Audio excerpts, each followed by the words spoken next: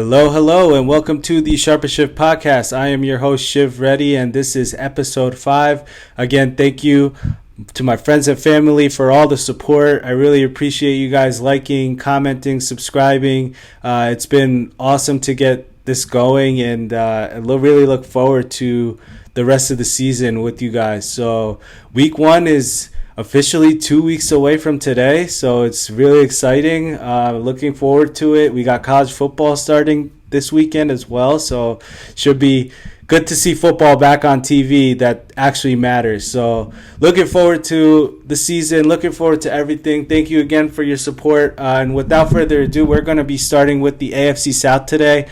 So the AFC South, we got the Houston Texans, the Indianapolis Colts, the Jacksonville Jaguars, and the Tennessee Titans. So first up, we have the Houston Texans. So it looks like the Texans are going to go with Davis Mills. I don't know if he's a franchise quarterback yet, but we'll find out in year 2. Usually those quarterbacks make the year 2 leap after their rookie season. So obviously we've seen Joe Burrow make that leap, but let's see if Davis Mills can do something to that caliber. Probably not with the weapons that he has. I mean, he gets back Brandon Cooks, he gets back Nico Collins and Chris Conley for the Texans to bolster up that receiving course, but and build some continuity. But I don't think this team is going to be that great this year. Obviously, their over-under win total sits at 4.5. Vegas is not very high on them at all. So it looks like this team did make some additions, some offseason additions in the draft with drafting Derek Stingley and Petre to help their secondary. They go out and get a couple of linebackers, but this defensive line is still very subpar, to be honest. Not anybody on this entire defense had over 7 sacks, which is crazy to think. They didn't get pressure on the quarterback. I mean, it's been quite a disastrous couple of seasons for the Houston Texans, especially with Deshaun Watson parting and with all that offseason drama that was there. So, this win total sits at 4.5. I think they can stay competitive. I think they're going to be like the Detroit Lions last year and kind of cover a lot of spreads. I mean, Detroit Lions were darlings for covering the spread last year. So look for this team to cover a lot, but I don't think they're going to be exceeding this win total under 4.5, especially playing the AFC West and the NFC East. They might be able to rack up a couple wins at home against the NFC East, but other than that, it looks like this team is going to be a little downhill, especially hiring Lovie Smith, who hasn't had his feet wet in the NFL for quite some time. So, yes, look for this win total to go under 4.5.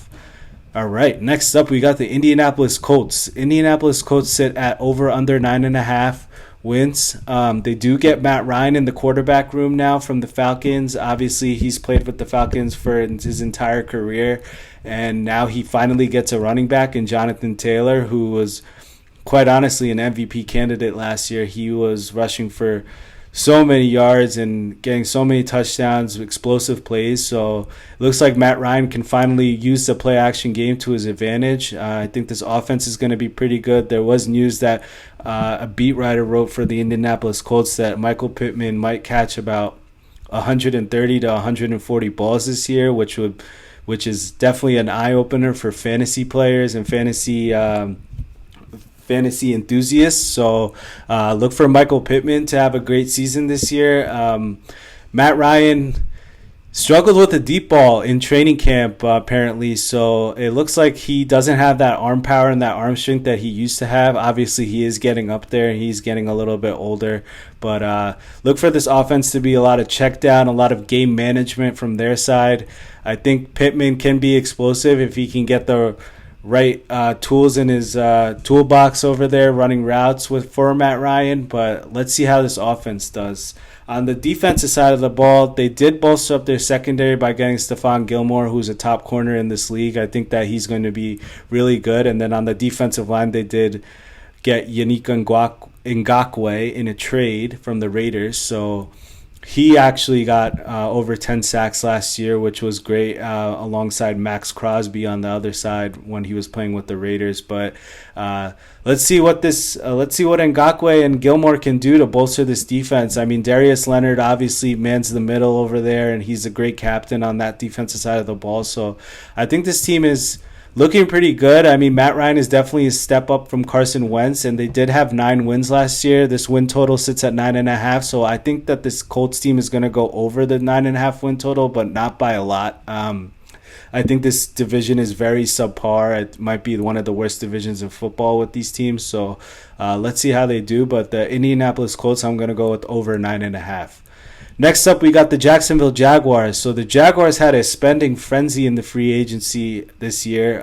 They went out and basically revamped their entire wide receiver corps. They got a couple of key free agents. They got Christian Kirk from the Cardinals, and really going to help out Trevor Lawrence with all these receivers. Zay Jones has been definitely getting some rapport with Trevor Lawrence and building that up, which has been pretty great to see, especially being a Raiders fan, seeing Zay Jones really do well. So he's getting another chance in the Jacksonville wide receiver room. So it looks like this team is going to be pretty good. Travis Etienne comes back. Their over-under win total sits at 6.5. Doug Peterson is also back there. So this team's going to be interesting to watch. I think they're going to make a lot of splashes in the beginning of the season.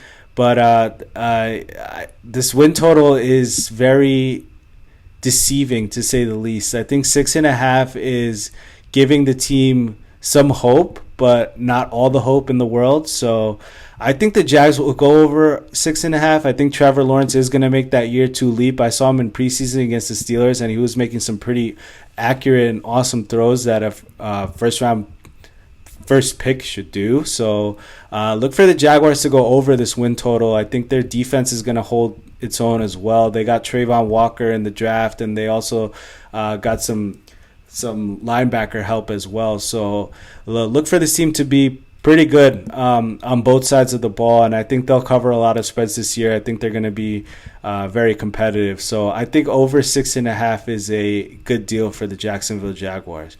And last but not least, we have the Tennessee Titans. So the Titans had a very interesting offseason. They did trade their franchise wide receiver in A.J. Brown. A.J. Brown obviously coming off one of his best seasons as a pro, and he now goes to the Eagles. And they also drafted a quarterback in the draft in Malik Willis, who was one of the top 3 quarterbacks in this draft. I think this team has a lot to think about. I mean, they're kind of in rebuilding mode with a revamp of the wide receiving corps and drafting a quarterback. So I think Vrabel is headed that way, but he's probably looking for one more season to see how they fight. Derrick Henry is obviously an absolute monster, and their offensive line didn't see that many changes from last year. So I think only Roger Saffold has went to the Buffalo Bills, but he did play guard, and guard is an easy position to replace on the offensive line in this day and age. So look for the Tennessee Titans to be in a little bit of a rebuild mode. I mean, this over-under sits at 9.5. They did win the division, and they actually were first in the AFC last year, but they, again, do play the AFC West, and they do match up well against the NFC East, but Titans did have a lot of letdown games last year. I don't see this win total being exceeded by the Titans. I think that the Titans are going to actually underperform, even though they have one of the better coaches in this division. So look for this team to go under 9.5. And yeah, this division is very, very iffy to call. I think it's been a lot of revamp from a lot of teams in this division other than the Texans. So we'll see. It's going to be interesting to see.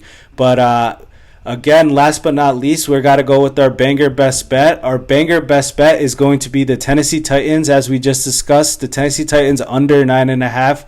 Again, this team is in a bit of a rebuild for its skill position, so let's see how this team does. But I think under 9.5 is going to be very achievable for this team. I think a lot of competition is going to be bolstered up with the Tennessee Titans facing one of the hardest strength of schedules this season. So yes, look for this team to go under 9.5.